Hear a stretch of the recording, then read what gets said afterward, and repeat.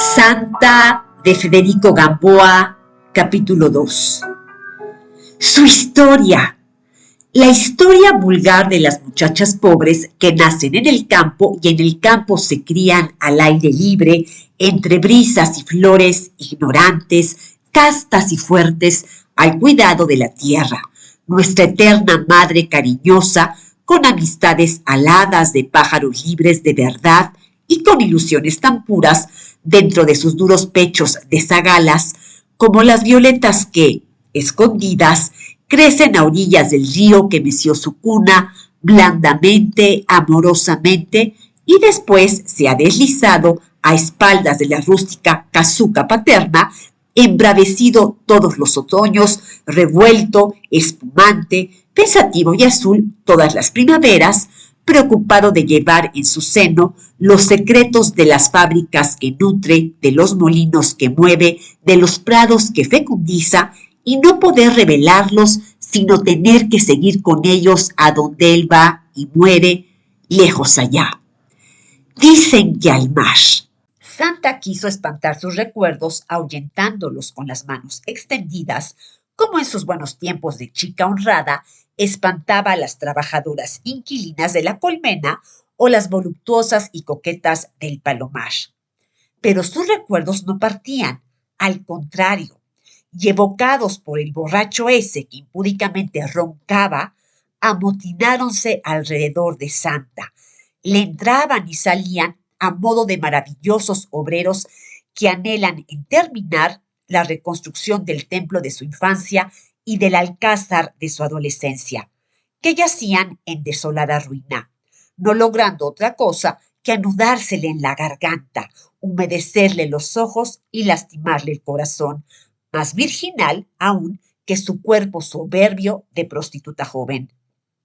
Y así fue como, de improviso, el abyecto cuarto en tinieblas se inundó de la luz de sus recuerdos. Escondida entre lo que en el pueblo se entiende por callejones, unas estrechas callejas sin empedrar, con espeso follaje de malbones, alelíes y enredaderas a entrambos lados, con altas tapias lisas de ladrillo y argamasa o de caducos adobes que se desmoronan, una casita blanca de reja de madera sin labrar, que cede al menor impulso y hace de puerta de entrada, su patio, con el firmamento por techo y por adorno, hasta 6 naranjos desgajándose al peso de sus frutos de oro, o cubiertos de azares que van y lo perfuman todo, desmayadamente un pozo profundísimo con misteriosas sonoridades de subterráneo de hadas, con una agua de cristal para la vista y de hielo para el gusto, un brocal antiguo de piedra, con huecos aquí y allá en los que han ido a instalarse muchas margaritas que se obstinan en crecer y multiplicarse, y una polea que gime y se queja cada vez que su cántaro se asoma a las profundidades aquellas.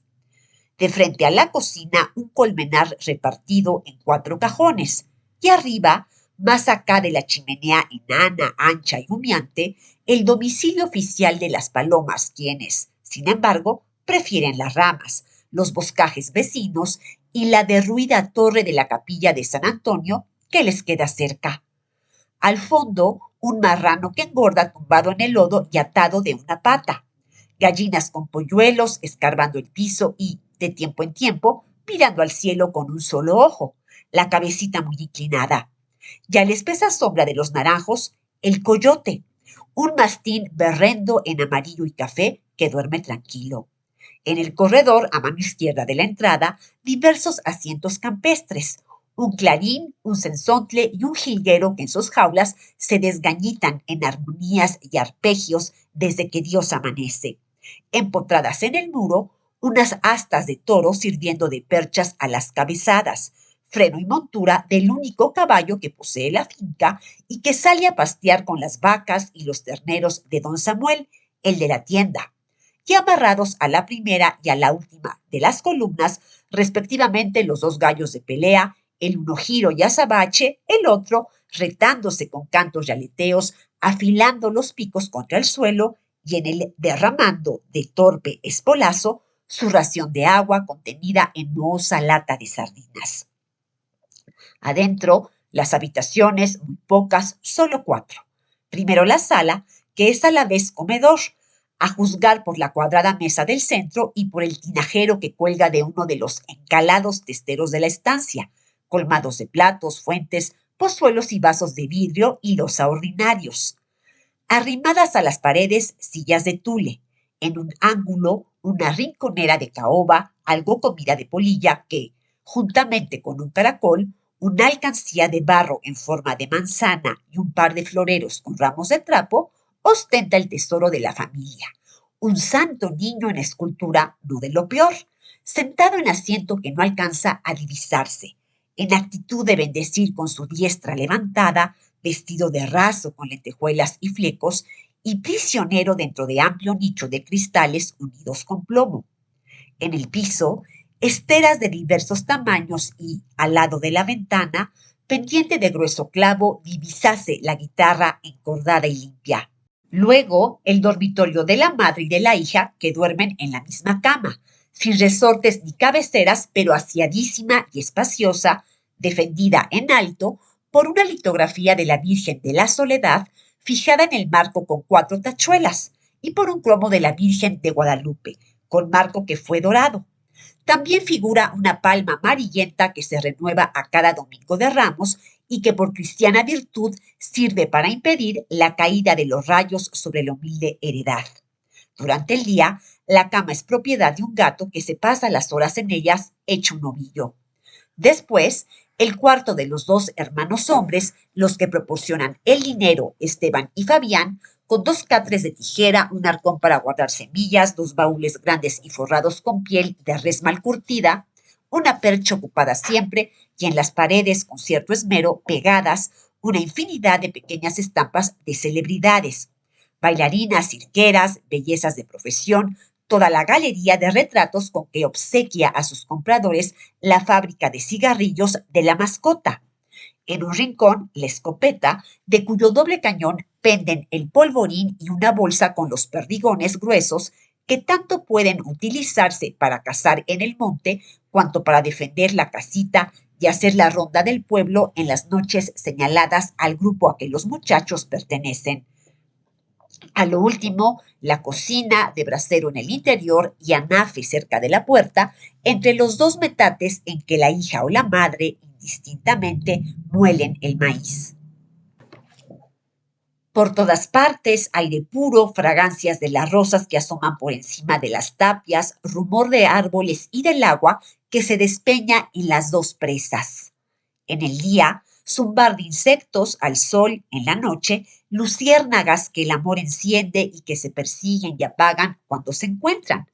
Detrás de la casita, una magueyera inmensa de un verde monótono y sin matices a los 2 lados, huertas y jardines. Al frente, la propiedad del padre Guerra, el párroco de ellos. A unos cuantos pasos, la capilla, pequeñita, pobrísima, pero con santos que escuchan a los labradores y les alivian sus cuitas y les otorgan mercedes. Más allá, el cementerio, abierto y silencioso, sin mármoles ni inscripciones, pero brindando un cómodo asilo para el eterno sueño con sus heliotropos y claveles que, al echarse encima de los sepulcros, tapan codiciosamente los nombres de los desaparecidos y las fechas de su desaparecimiento. En las fronteras de la plazoleta, sombreada por añosos fresnos, la ribera del río, el puente de un solo tronco de árbol labrado a hacha, los lavaderos, 3 losas en bruto y, a los pies de los 2 pozos de la presa grande, el camino de pedruscos enormes, inconmovibles, bañados por las espumas de las ondas que conduce al Pedregal. En ese cuadro, santa de niña y de joven más tarde, dueña de la blanca casita, hija mimada de la anciana Agustina, a cuyo calor duerme noche a noche, ídolo de sus hermanos Esteban y Fabián, que la celan y vigilan, gala del pueblo, ambición de mozos y envidia de mozas, sana, feliz, pura.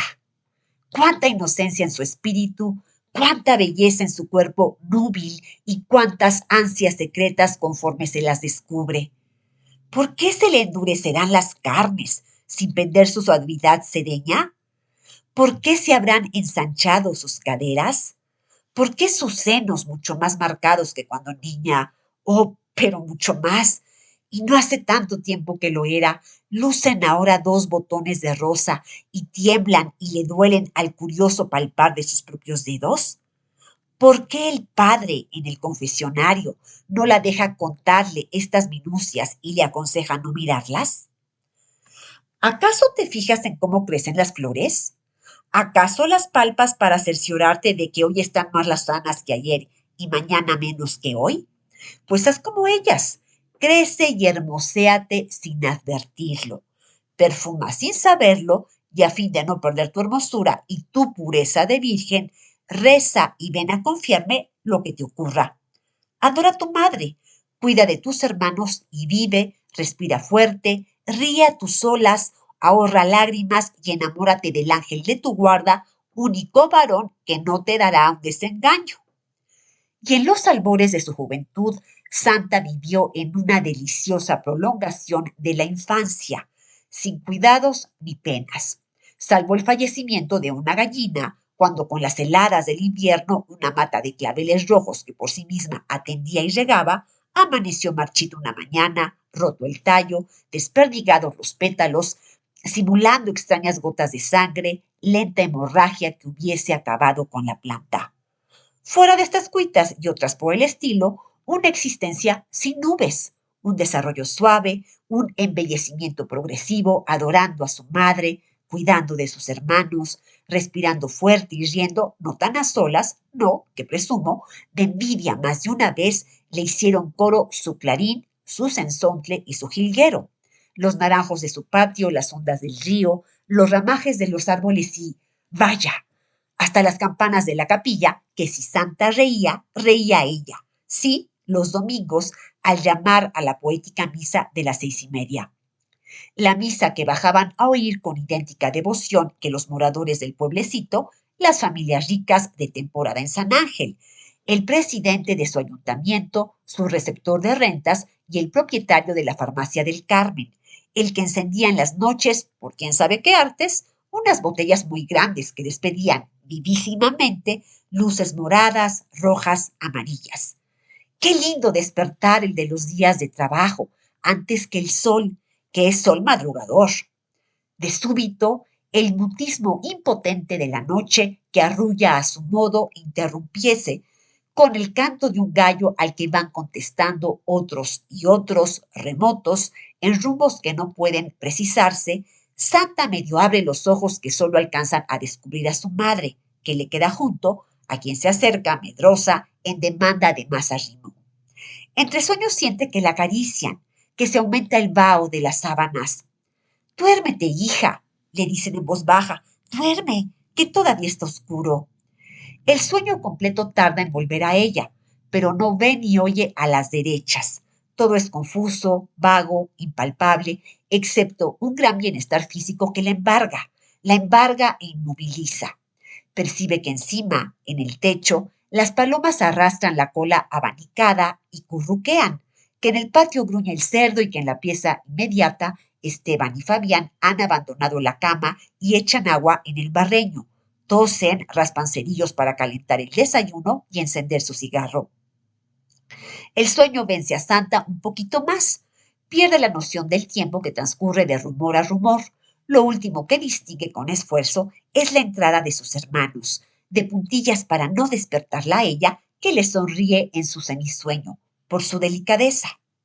Van a despedirse, a recibir la diaria bendición que ha de defenderlos y darles fuerza para continuar su ruda lucha de desheredados, de obreros en una fábrica de tejidos, la de Contreras, a bastante más de una legua de su casa.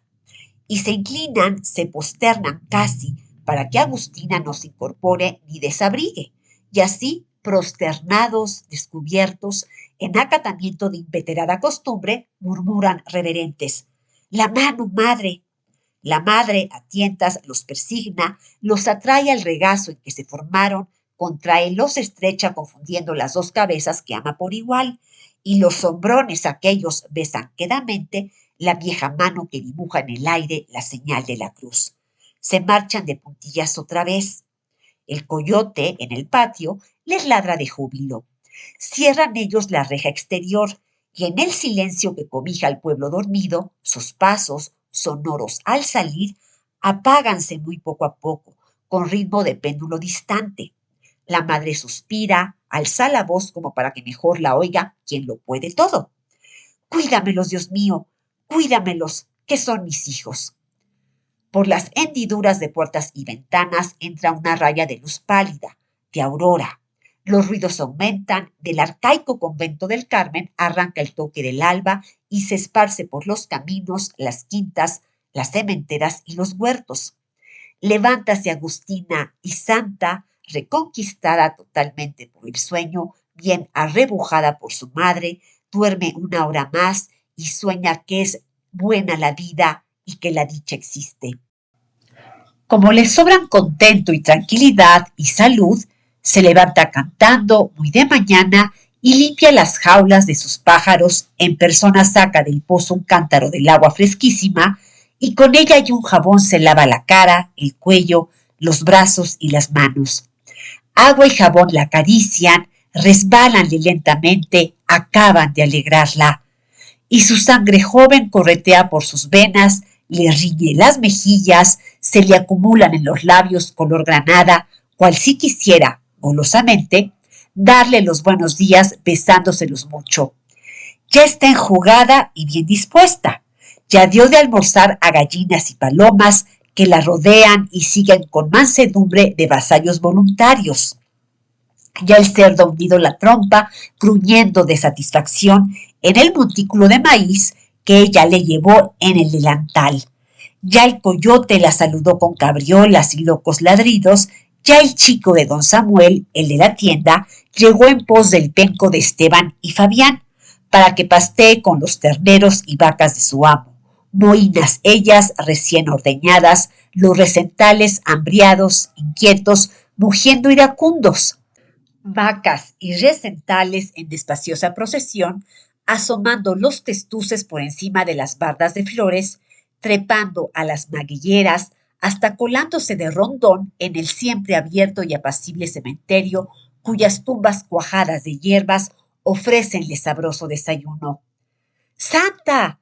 Échame pa' acá el retinto, que me voy, ha gritado el chico desde afuera, sin mirar hacia la casa ni hacia el rebaño, que continúa pausadamente su marcha holgazana, afanadísimo por desanudar con uñas y dientes los cordones de su onda. Con afectuosas palmaditas en el anca, arrea la muchacha el retinto, en pelo y sin freno, lo recomienda al rapaz. Cuidado, Cosme, no lo asoles ni lo golpees. ¿Quieres leche? Dámela y verás si quiero. ¿No tienes miel de tus abejas? Porque con pan, aunque esté duro, sabe a gloria, dice Cosme, mientras le pone al caballo una jáquima de su invención, con una cuerda corta que se desprende de la cintura. Santa regresa a la vivienda y vuelve a la reja con un vaso de leche en una mano y en la otra un pan untado de miel y chorreando hilos transparentes que nunca llegan a caer al suelo. Apura Cosme la leche de un sorbo y limpiándose la boca con la lengua, tírase casi con igual fuerza sobre el pan enmielado y sobre el lomo del cuaco, a quien arrima los desnudos talones. El retinto, a pesar de sus calendarios, responde con un bote y arranca a correr. El chico, en tanto, muerde el pan y en prodigioso equilibrio vuelve medio cuerpo. No te enojes, Santita, no te enojes. Solo lo corro porque ya las vacas se me adelantaron, pero en alcanzándolas, nada más se oye, han doblado el recodo. El caballo a galope tendido y Cosme muy inclinado, como los jinetes de los circos cuando giran en la pista. Aún son las 7 y, sin embargo, el sol, de bruces en la cresta de la sierra, curiosea por las casas, dora las copas de los árboles y alarga las sombras de cuanto alcanza con sus rayos. Por modo exagerado, hay rosal que simula una planta inclasificada anterior al arca, perro ordinario que semeja rezagado, iguanodonte y tronco de árbol que aparenta leguas y leguas de largo. Con las irisaciones que emanan del río, con el aroma que las flores despiden y la fragancia que respira la naturaleza toda, sin contar gorjeo de aves, rumor de ramas y murmurio de ondas, hay algo impalpable que flota y asciende cual oración sin palabras, que la tierra, la eterna herida, pensara y elevara a cada despertar. Honda acción de gracias mudas por haber escapado, una noche más, al cataclismo con que vive amenazada y que traidoramente ha de venir a mutilarla y a aniquilarle su sagrada fecundidad infinita de madre amantísima. Santa, impresionada, levanta los ojos al cielo, dilata la nariz y quédase extasiada, incorporada sin percatarse de ello a la honda acción de gracias mudas, a la plegaria sin palabra de la tierra. Durante el día, la ruda labor doméstica, ora en la casa, ayudando a la anciana Agustina, ora junto al río, lavando, yendo a compras a la tienda de don Samuel, en la que había de todo. A la tarde, reúnese en la plazoleta a mozas de sus años y con ellas juega y retosa, dueñas del local, sin masculinos a esa hora que se burlen de sus juegos, pues no pueden pasar por tales los muchachos que salen de la doctrina del padre Guerra, ni el propio padre Guerra, que al separarse de sus alumnos y sorprenderlas a ellas, por lo común las riñe. Ya se me están ustedes largando de aquí, metiéndoseme en sus casas, marimachos. Y batiendo palmas deshacía el grupo, ni más ni menos que si ahuyentara gallinas. Otras veces, y previo permiso de Agustina, Santa íbase sola hasta las entradas del Pedregal, sitio maravilloso y único en la República. Inexplorado todavía en más de lo que se supone su mitad, volcánico todo, inmenso, salpicado de grupos de arbustos, de monolitos colosales, de piedras en declive, tan lisas que ni las cabras se detienen en ellas. Posee arroyos clarísimos de ignorados orígenes, que serpean y se ocultan y reaparecen a distancia, o sin ruido se despeñan en oquedades y abras que la hierba disimula criminalmente. Cavernas y grutas profundas, negras, llenas de zarzas, de misterio, de plantas de hojas disformes, heráldicas casi por su forma. Cimas muy hondas, hondísimas, en cuyas paredes laterales se adhieren y retuercen cactus fantásticos, y de cuyos fatídicos interiores, cuando a ellos se arroja una piedra que jamás toca el fondo verdegueante y florido, tienden el vuelo pájaros siniestros, corpulentos, que se remontan por los aires muy altos, en amplias espirales lentas. Descúbrense hondonadas a las que puede arribarse a costa de ligeros rasguños que el agricultor ha transformado en sementeras y que lucen milpas de maíz, cebadales, hasta algún trigal diminuto de coquetas espigas corvas, balanceándose con elegante dejadez. Aquí y allá, magueyes espiando a los barrancos y precipicios. Pirúes frondosos atraen con su peligrosa sombra la que, se dice, brinda a quien la goza desde la jaqueca hasta la locura. Formando islotes, álzanse en promontorios hormigueros trabajadores, con un ir y venir de pequeños bichos bien perceptibles. Y en los resquicios de la toba volcánica, las biznagas redondas, sanguinolentas, defendiendo con sus espinas el sabroso fruto. Por donde quiera, matorrales que desgarran la ropa, amenazas de que una víbora nos asalte o una tarántula se nos prenda, y lo que es más lejos, algo peor, los gatos monteses y los tigres y la muerte. Por donde quiera, leyendas erráticas, historias de aparecidos y de almas en pena que salen a recorrer esos dominios en cuanto la luz se mete. Por donde quiera, lugares encantadores, nombres populares. El nido de gavilanes, la fuente de los amores, la calavera, el venado. También un camino, es decir, una vereda, que ensanchan las llantas de las escasas y atrevidas carretas que por tales andurriales se aventuran con objeto de ganar San Ángel en menos tiempo que por el camino real. Hacia Tizapán, una hacienda perdida en la soledad, y por los alrededores de la finca, partidas de vacas, hatos de carneros y de ovejas, sin persona que cuide de ellos, paciendo tranquilos dentro de esa paz primitiva. Caballos sueltos, yeguas escoltadas por sus juguetones potrillos que, corcoviando, se alejan a escape, para poco tornar y morderlas y pegarse con brusquedad a la ubre semioculta, y perros de pastor, bravíos, que se abalanzan enfurecidos al que se aproxima a las bestias. En puntos determinados, un panorama hermosamente poético. Al poniente, las cúpulas de azulejos del vetusto convento del Carmen, y al oriente, azul, de un azul blando de bahía profunda y en calma. Y en cuanto la vista abarca, un aspecto de mar petrificada, con ondulaciones, y flotando por sobre el colosal desierto de Toba, la leyenda clásica y popular que asegura que en la región han se perpetrado homicidios, impunes todavía, la que narra cómo, cuando nuestra independencia, allí se ocultaban insurgentes, la que garantiza que allí se han sepultado o convertidos en polvo yanquis y franceses, la que, enseriándose, declara que aquello es el producto de una ciclópea erupción y que se prolonga hasta el lejano puerto de Acapulco. ¿Qué sé yo cuánto más?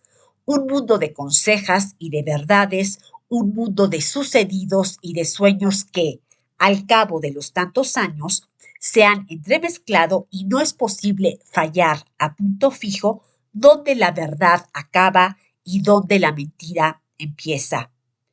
En la presa grande descalzábase Santa las tardes en que Agustina habíale consentido el paseo, y con sus zapatos en la mano, sintiendo en los pies trigueños el cosquilleo del agua que sin pudores se los lamía mientras ella cruzaba el río por encima de las piedrazas enclavadas en su cauce con ese fin, llegaba a la opuesta banda con el aliento cortado por el remotísimo peligro corrido de pisar en falso y sacarse, a lo sumo, un chapuzón sin consecuencias. En las lindes del Pedregal deteníase acobardada de considerar su anchura y desolación. Era muy lindo, ya lo creo que lo era, pero qué solo, Dios mío. Y uno de esos atardeceres en que Santa, sin advertirlo, entraba en casta y meditativa comunión con la naturaleza, invadióla repentina melancolía, ansia de llorar para desahogar el pecho que se le oprimía. Rompió en llanto y al juntársele Cosme, de vuelta con sus animales, ni él ni ella atinaron con la causa de semejante tristeza. ¿No será porque hayas hecho algo malo en tu casa y tengas miedo de que tu mamá te pegue? Inquirió Cosme apeándose del retinto y yendo a situarse al lado de Santa, que lloraba recargada de espaldas en un árbol. Porque a mí sí me sucede. Me entristezco desde antes de que me zurren y me acometen ganas de coger pa' allá, ¿ves? Hasta allá. Con eso no vuelven a azotarme. No era eso, no. A Santa le querían y la mimaban todos los de su casa. Mi tristeza es una tristeza que me sale de mi cuerpo, del pecho. Ah, ¿sale de tu cuerpo? Pues quién sabe qué será. ¿No será viruela? Varios días la tristeza persistió, complicada de cansancio y de predisposición al llanto. Sin embargo, su madre y sus hermanos no eran sorprendidos, antes redoblaron cariño y mimos, hasta que cierta madrugada, al despertarse Santa con la despedida de Fabián y Esteban, el enigma se aclaró. Madre, dijo a Agustina en cuanto quedaron solas, yo debo estar muy grave. ¿Ve usted cómo me he desangrado anoche? ¡Shh! Repuso la anciana, besándola en la frente. Esas cosas no se cuentan, sino que se callan y ocultan. Es que Dios te bendice y te hace mujer. Mujer y guapísima, más guapa conforme acababa de desarrollarse más. Principió entonces para su madre y sus hermanos un periodo de cuidado excesivo por la reina de la casa. Principiaron los viajes a México, la capital, para que ella la conociese y ellos la obsequiaran con el producto de risibles y muy caladas economías.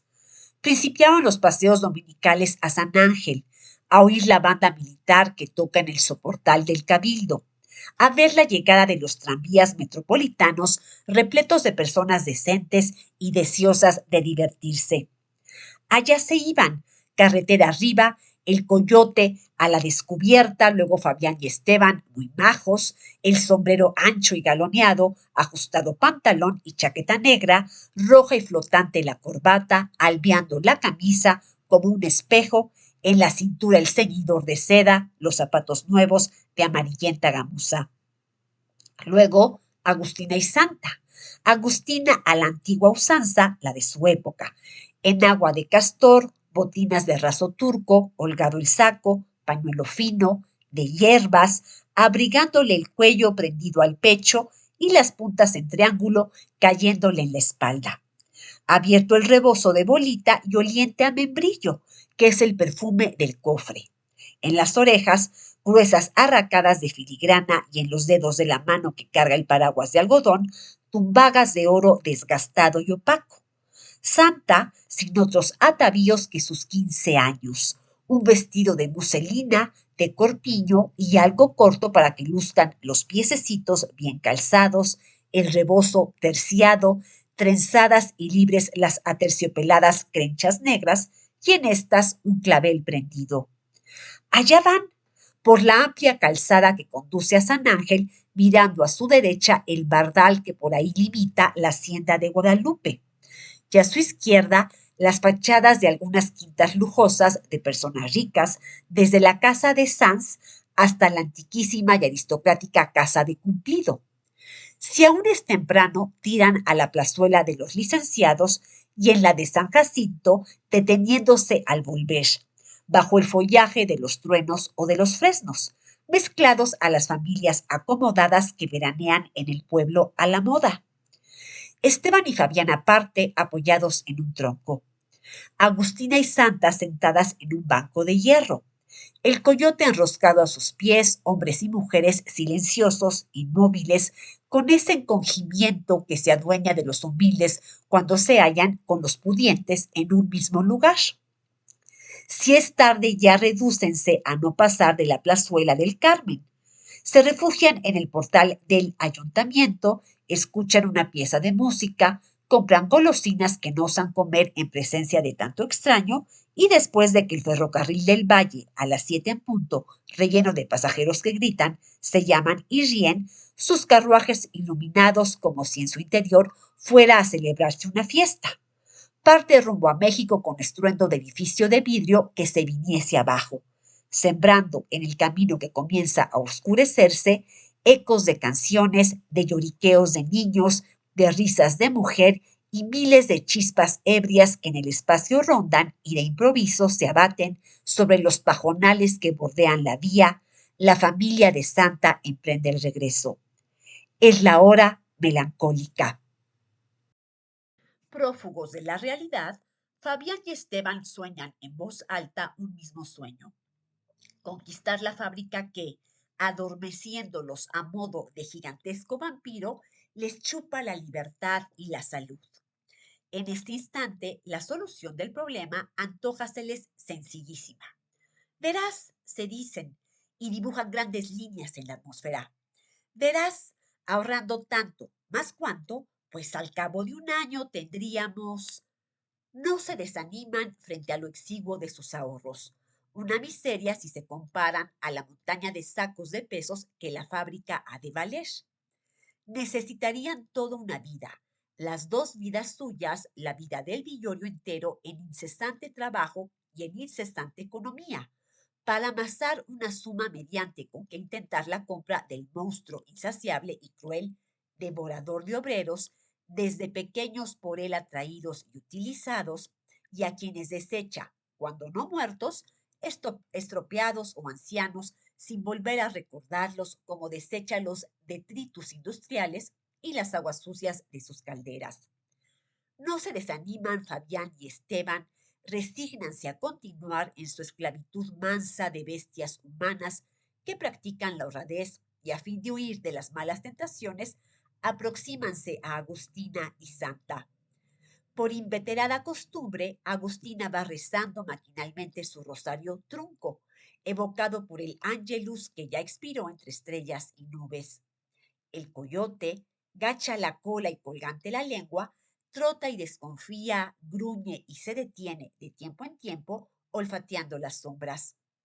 Santa suspira, anhela, espera. ¿Qué? Lo que las muchachas anhelan y esperan a los 15 años, amantes de espada de oro y capa de rayos de luna, besos que no se han pecado, caricias castas, pasiones infinitas, hadas y magos. Es la hora melancólica. Nadie en Chimalistac se preocupó mayormente con el cambio de destacamento de San Ángel. Súpose que en lugar de los rurales habían enviado a los de la Gendarmería Municipal de a caballo, y los villanos se alzaron de hombros. Echarían de menos, a todo rigor, las chaparreras y chaquetas de cuero de aquellos. Indumentaria más al alcance de su comprensibilidad que los arreos a la europea de estos. Por lo demás, y si el viento soplaba de arriba, siguieron escuchando una corneta que sonaba igual a la de los idos. Las lavanderas del río siguieron mirando 2 veces a la semana el baño de los encanijados bridones en la presa chica, y en la tienda de don Samuel, en la pulquería de don Próspero, siguieron fiando con escasas probabilidades de reintegro copas de tequila y tecomates de pulque a los valientes veladores de la seguridad comunal. Solo Santa, con 2 primaveras más a cuestas, a poco de la llegada de los gendarmes, opinaba de diversa manera. No eran como los rurales, que habían de ser. Eran muy distintos, el alférez particularmente.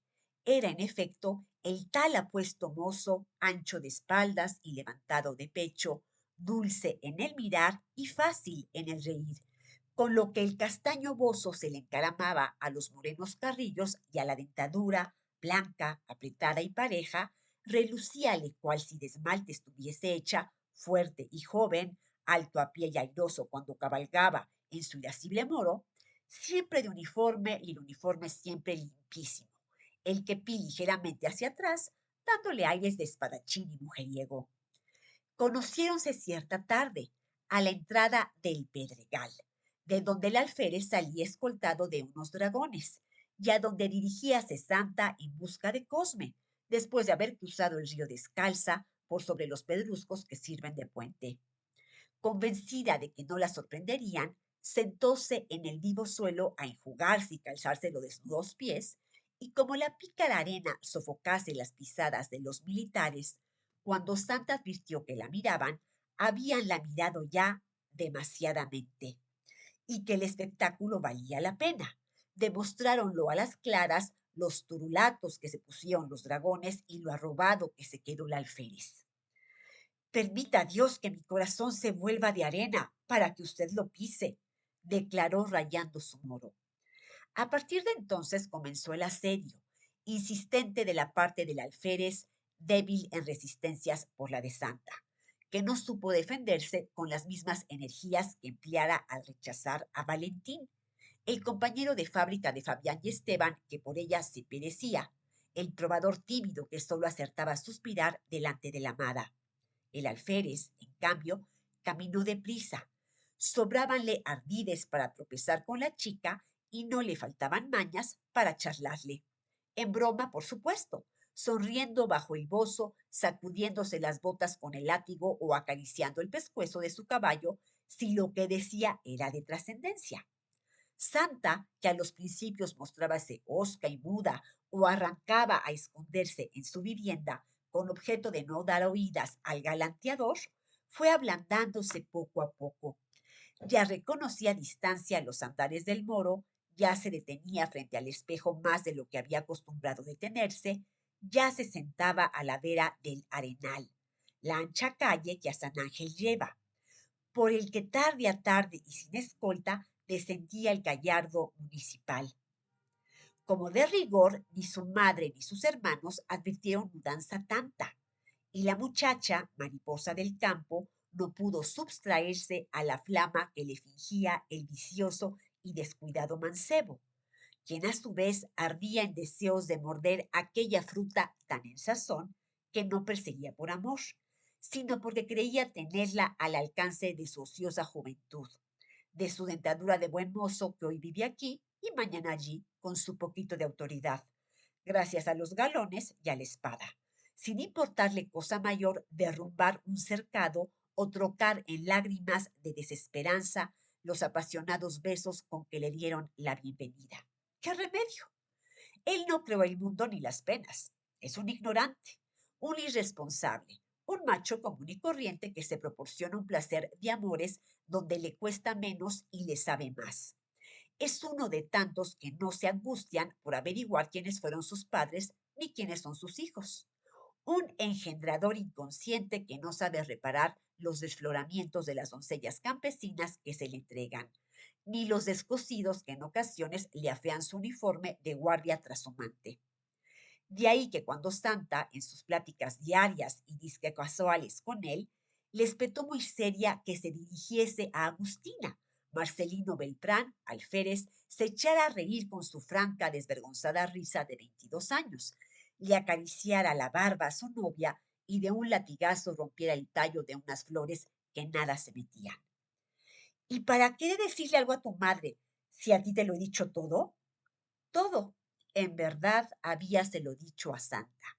Las palabras inocentes y cándidas con las que es de ley que comiencen los amores, y las quemantes que vienen luego y apenas se murmuran, enlazadas las manos, muy cerca los rostros, los ojos en los ojos, secos los labios, el ánimo desfallecido y cobarde.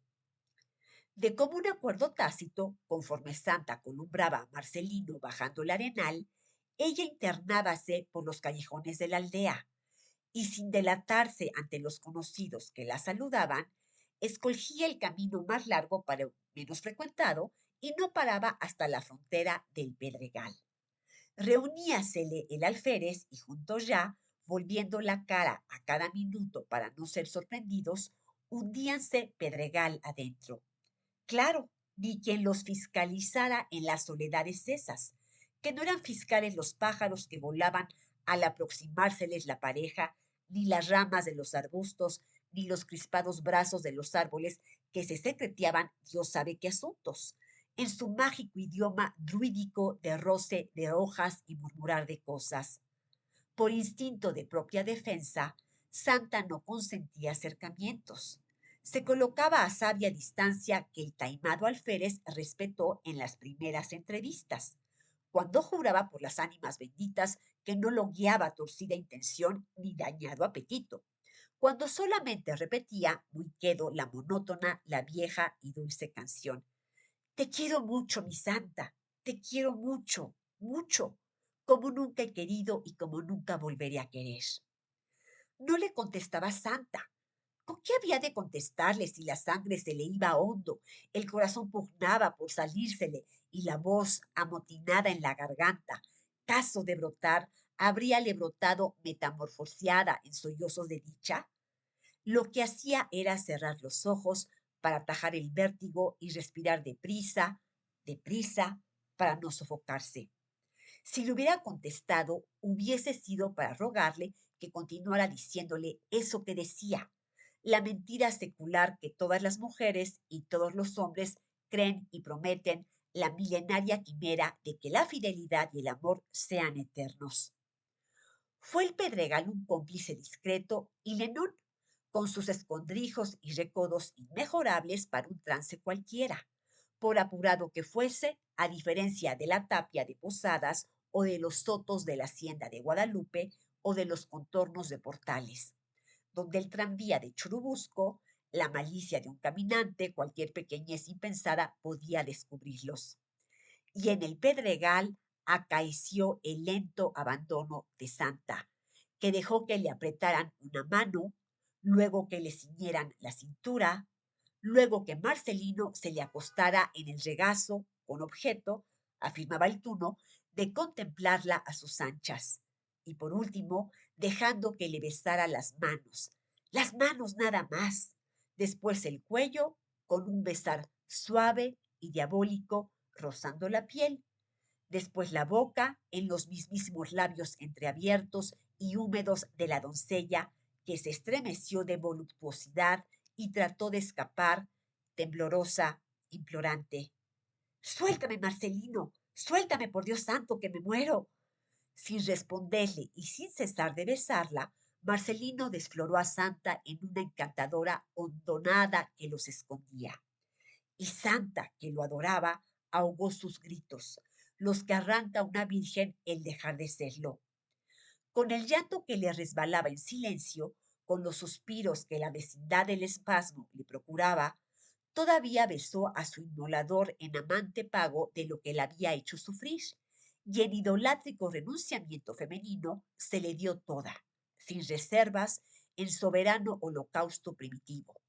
Vibró con él se sumergió en ignorado océano de incomparable deleite, inmenso, único, que bien valía su sangre y su llanto y sus futuras desgracias, que sólo eran de compararse a una muerte ideal y extraordinaria.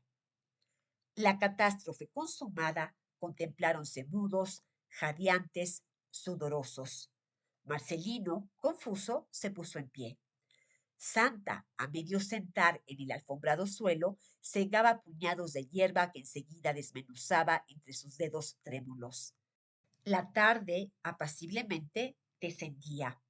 En el silencio majestuoso del despiadado desierto volcánico, oíanse de tiempo en tiempo y allá, lejísimos, vaya usted a saber dónde, una plañidera esquila de ganado, el afligido balar de alguna oveja extraviada y el incoloro canto de un niño.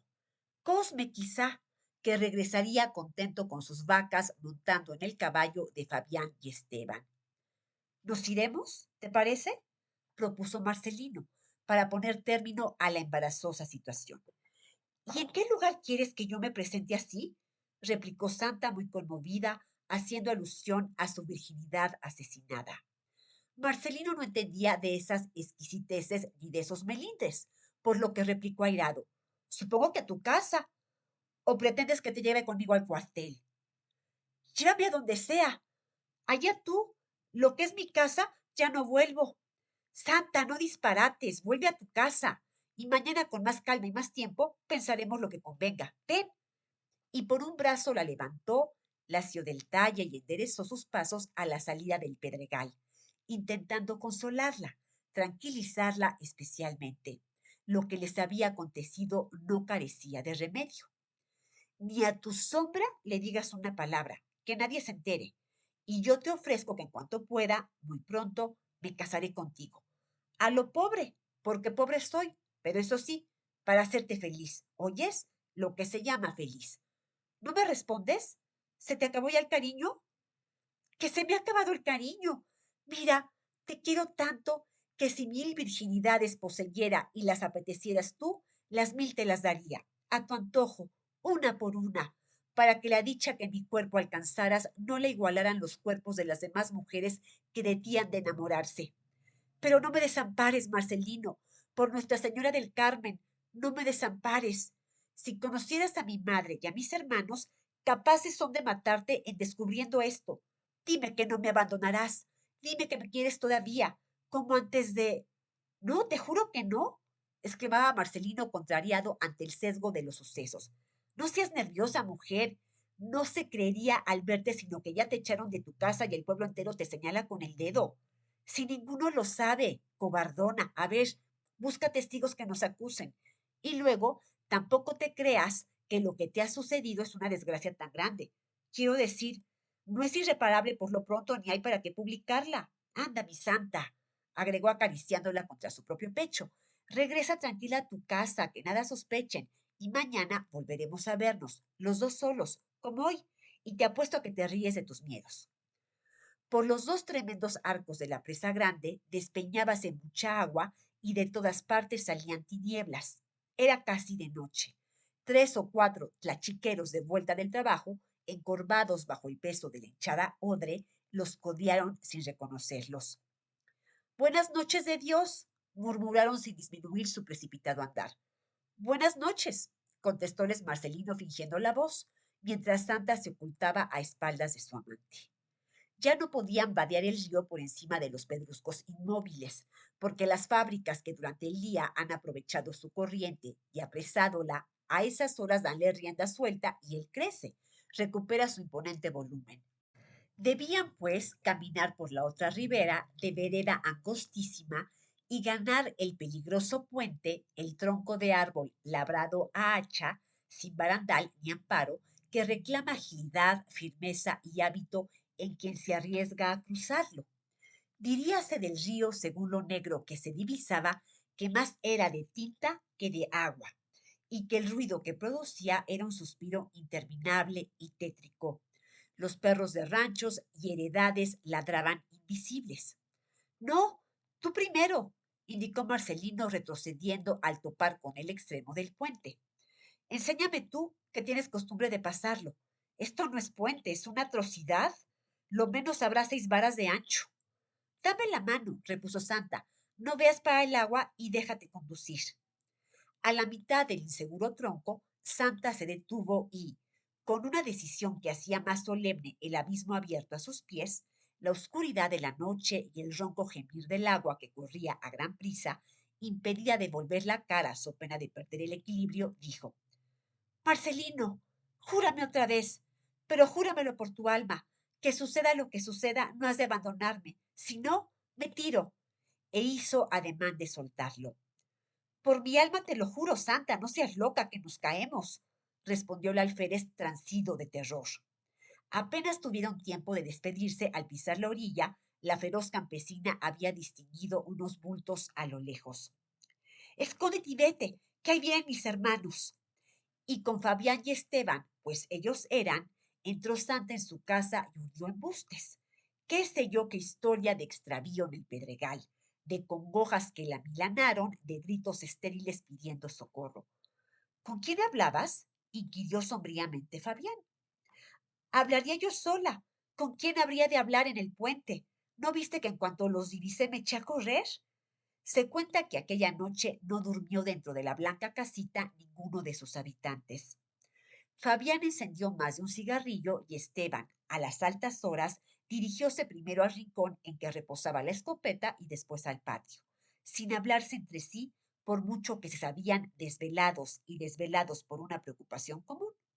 Agustina, de cuando en cuando, como si barruntase que por malas artes le marchitaban el lirio de su vejez, con pretextos de subir el embozo o de componer las almohadas, palpaba suavemente a su hija. Y Santa, oprimiéndose el corazón que le latía cual si en unos segundos le hubiese crecido hasta no caberle en el enamorado seno, se estuvo muy quieta, apretadas las piernas, por temor de que su madre, con el solo tacto, le descubriera la infamante e incurable herida. Faltó Marcelino a la cita del día siguiente, y en una semana no dio señales de vivir. Santa adoptó una extrema resolución: en persona buscarlo y darle el rostro con su abandono, pues aunque la antigua armonía de la familia se hallaba a punto de romperse, no era tanto el nublado a impedir, por ejemplo, el que la muchacha se encaminase a San Ángel, donde a la sazón celebraban la anual y afamada Fiesta de las Flores. Sin parar mientes en la animación de la plazuela, en la que amén de un circo de toros que unos carpinteros levantaban por orden y cuenta del H ayuntamiento, figuraban diseminadas tiendas de campaña con ruletas y otros juegos igualmente recomendables, puestos de frutas y de frutos, pulquerías a la intemperie y fonduchos al abrigo, el conjunto con esa fisonomía característica de las ferias rurales. Santa hizo rumbo al convento del Carmen, traspuso su cerrado y espacioso atrio y antes de penetrar en el templo miró hacia el cuartel invasor que ha sentado sus reales en el nacionalizado claustro. No estaba Marcelino. Un dragón vestido de dril hacía centinela junto al carcomido pollo de ladrillos y al través de los apolillados barrotes de las anchas y recias ventanas que dan luz a lo que ahora es prevención y fue antes tránsito abovedado y semigótico, mirábanse hasta 10 carabinas militarmente reclinadas en un armero afianzado en la pared. De pie en la puerta de la iglesia, Santa vacilaba, supuesto que no iba a orar, ¿para qué meterse en el sagrado recinto? y disimulando su rubor llegóse al centinela. Usted dispense, ¿podría yo hablarle al señor oficial Beltrán? Cabo cuarto, gritó el dragón por respuesta, al par que guiñaba sus ojos a la chica. Aún más ruborizada tuvo Santa que repetirle su demanda al cabo, un hombrecito bonachón que se hacía el sueco para prolongar la charla y que se disputó por apoderado jurídico del alférez, su mejor confidente y su tío abuelo. Dígame a mí sus quebrantos, mi alma, y verá que yo no soy mala paga. De pronto surgió Marcelino mirando iracundo a Santa y a su interlocutor, que en el acto se retiró, cuadrado, marcando el paso atrás, marchen de la ordenanza. ¿Tú en el cuartel, Santa? ¿Qué quieres? ¿Y me lo preguntas? Quiero... Bueno, le interrumpió Marcelino. No hablemos aquí. Escoge sitio, el que te cuadre, y yo te sigo. Como saeta atravesó Santa la enfiestada plazuela, bajó la rampa del paradero de los tranvías, pasando por la enramada de una casa de juego con música y curiosos en sus afueras, y cogió a su izquierda, a campo traviesa, en dirección a Tlacopac. Mas, en lugar de las recriminaciones que de memoria habíase aprendido, en lugar de las disculpas que Marcelino hubiera debido presentarle, acaeció lo que acaece siempre que una mujer se ha entregado por amor y un tunante la ha seducido por vicio. Las recriminaciones nacen enclenques, se enredan con las lágrimas, tropiezan con los besos y el seductor triunfa, vuelve a jurar, a prometer. Las dos juventudes se atraen con secreta fuerza incontrastable y la mujer se entrega de nuevo experimentando un goce mayor, más duradero e intenso, precisamente porque ahora viene amasado con el remordimiento. En consecuencia, no quedaron en nada, que es quedar en nada la mutua oferta de continuar queriéndose. Muy azorada volvía Santa a su casa, cuando al pasar una segunda vez por la enramada del garito de la rampa de la estación, detúvola una señora mayor, alajada y gruesa, que se desprendió de un grupo de caballeros. ¿A dónde vas tan volando, chiquilla? Déjate mirar, qué guapa eres. Contra su voluntad detúvose Santa y se dejó mirar, saboreando todavía las heces del fruto prohibido acabado de gustar.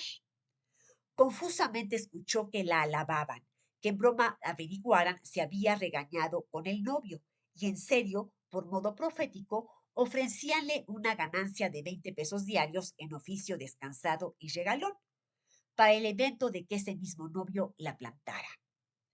Preguntas por Elvira Laga Chupina, plaza tal, número tantos en México. ¿Se te olvidará? Prometo trocarte en una princesita. Siguió Santa hasta su vivienda, en la que recaló agitada y sonriente a fin de despistar las suspicacias crecientes de Agustina y las de Fabián y Esteban, que disfrutaban de vacaciones a causa de la feria. La fábrica holgaba 3 días. Con la conclusión de la tal feria coincidió el principio y desarrollo de las desventuras de Santa. Decididamente Marcelino la huía, y al cabo de un mes de amores, sin duda sintióse ahito, pues antes se recataba de la muchacha que procurar su encuentro.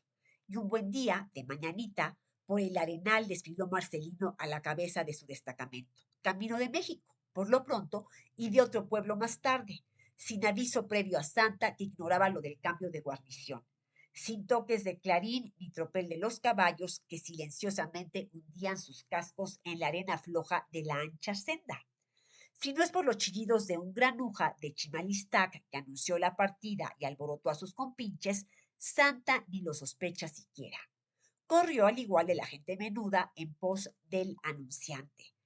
Vengan a ver a los soldados de San Ángel, ya se van. De balde la carrera, que lo único que les fue dable contemplar, redújose a la polvareda que el piquete levantaba en su marcha y que lo defendía a guisa de impenetrable escudo de las aldeanescas curiosidades. Un momento, cuando el pelotón trepaba por el empinado puente del Altillo, que luce unos guijarros como puños, la nube de polvo deshízose en lo alto y algo pudo determinarse de la espalda de los dragones de retaguardia con la carabina terciada, las ancas de los trotones y una cola que otra en colérico rabiar contra las moscas. Al convencerse Santa del cobarde y eterno abandono, pegóse a una tapia que, con ser de piedra fabricada, parecíale menos dura que las entrañas del fugitivo, y llevándose el delantal a los ojos, cómo lloró, Virgen Santísima, cómo lloró, por su corazón y su cuerpo bárbaramente destrozados, por el ingrato que se le escapaba y por el inocente que dentro de su ser le avisaba ya su advenimiento futuro. Aquí se le embrollaban a Santa sus recuerdos, por lo que la involuntaria evocación resultaba trunca. Destacábase, sin embargo, con admirable y doliente precisión, el aborto repentino y homicida a los 4 meses más o menos de la clandestina y pecaminosa preñez, a punto que Santa, un pie sobre el brocal del pozo, tiraba de la cuerda del cántaro que, lleno de agua, desparramándose, ascendía a ciegas. Fue un rayo, un copioso sudar, un dolor horrible en las caderas, cerca de las ingles y en la cintura, atrás, un dolor de tal manera lacerante que Santa soltó la cuerda, lanzó un grito y se abatió en el suelo. Luego, la hemorragia, casi tan abundosa y sonora cual la del cántaro roto al chocar contra las húmedas paredes del pozo. Agustina, inclinada junto a ella, aclarando el secreto, titubeante entre golpearla y maldecirla o curarla y perdonarla. El coyote, lamiendo la sangre que se enterraba, y uno de los gallos de Lidia, cantando inmotivadamente. ¿Qué sucedió enseguida? Rostros sombríos, callar de catástrofe, fiebre intensa, la maledicencia del lugarejo husmeando y desfigurando lo sucedido. Pasados 20 días desde que el médico dio de alta a la enferma, un tribunal doméstico e implacable presidido por Agustina, más vieja y encorvada después del siniestro, muy hundidos los ojos y muy temblón el pulso, con Fabián y Esteban de acusadores, avergonzados y hoscos, decididos, a semejanza de paladines de leyenda, a reivindicar su honra maltrecha, su honra rústica, pero intacta, con la que dichosos vivían, y Santa, ojerosa y pálida, sentada entre sus jueces a la mitad del patio, a la sombra de sus naranjos colmados de fruto. Muy arriba, el cielo, divinamente límpido, impenetrable, sereno. Y de muy abajo, débil, el rumor del río condenado a perpetuo viaje que intenta asirse a las peñas, a los ribazos, a los árboles para descansar un minuto y, de no lograrlo, siembra en su curso espumas que desbarátanse suspirando lágrimas que se prenden a las hojas y flores agarradas a la orilla. En la imposibilidad de prolongar el engaño, Santa habíales narrado su idilio trágico, mas que no lo exigiesen pronunciar el nombre de su amante, nunca averiguáronlo ellos si podían. Así me maten, no he de decirlo, no, no y no. Ante su obstinación y ante el furor de sus hermanos, que a duras penas contenían la ira, quién sabe qué cosas tristísimas murmuró la anciana en hierática actitud, sobre las rodillas, las manos, rígidos los brazos, el busto enhiesto, la cabeza hacia atrás, con lo que su guedeja de inmaculadas canas, suelta y en desorden encima de sus pobres hombros flacos, simulaban un resplandor de imagen imprecisa dentro de alguna nave a media luz. Ello fue que entornó sus ojos y que Santa escuchó frases que al mismo corazón iban a anidársele. ¿Quién sabe qué cosas tristísimas de infancia, de cuna blanca, de sacrificios y desvelos, de si tu padre resucitara lo habrías apuñaleado? De recuerdos de su primera comunión y reminiscencias de sus primeros pasos, de lamentaciones amargas y candorosas frente a lo inevitable, lamentaciones de criatura que resultaban sarcasmo al pasar por los labios de mujer que había vivido tanto. No la maldecía, porque impura y todo continuaba idolatrándola y continuaría encomendándola a la infinita misericordia de Dios. Pero sí la repudiaba, porque cuando una virgen se aparta del honesto y consiente que le desgarren su vestidura de inocencia, cuando una mala hija mancilla las canas de su madre, de una madre que ya se asoma a las negruras del sepulcro, cuando una doncella enloda a los hermanos que por sostenerla trabajan, entonces la que ha cesado de ser virgen, la mala hija y la doncella olvidadiza, apesta cuanto la rodea y hay que rechazarla por suponerla muerta y que rezar por ella. Y con supremo esfuerzo, pues los fingidos alientos se concluían, Agustina se puso en pie, agrandada, engrandecida, sacra. Y conforme Agustina se enderezaba, Santa fue humillándose hasta caer arrodillada a sus plantas y hundir en ellas su bellísima frente pecadora. Y Esteban y Fabián, también de pie, en toda la hermosura de sus cuerpazos de adultos sanos y fuertes, por obra de interno deslumbramiento, se descubrieron. Vete, Santa, ordenó la madre mancillada en sus canas. Vete, que no puedo más. De veras no podía más, y a modo de añosa encina que un rayo descuaja, desplomóse en brazos de Fabián y Esteban, que en su auxilio vinieron. Mientras, Santa, sin resistir al último mandato materno, se despedía de seres y cosas con hondo mirar angustioso, y se encaminaba tambaleante de desgracia y de llanto a la salida de la casita. En la reja se detuvo aún, con la esperanza de que la llamaran. Volvió el rostro y solo contempló a su madre entre los brazos de sus hermanos, la diestra levantada como cuando la mandara irse, en solemne grupo patriarcal de los justicieros tiempos bíblicos. Un brusco movimiento del vecino del lecho de Santa, que en sueño se desperezaba, hizo que la muchacha tornase a la realidad e interrumpiera su largo peregrinar al través de su vida. Por un instante pensó en mudar de sitio y acostarse, para lo que de noche faltaba en el canapé o en la alfombra, pero una reflexión la contuvo, ya que no había tenido valor de arrojarse al río de su pueblo, que le brindaba muerte, olvidó la purificación quizá, y si había tenido la desvergüenza de tirarse a este en que ahora se ahogaba, tan nauseabundo y sucio, debería acabar de ahogarse y de perecer en el revuelto limo de su fondo.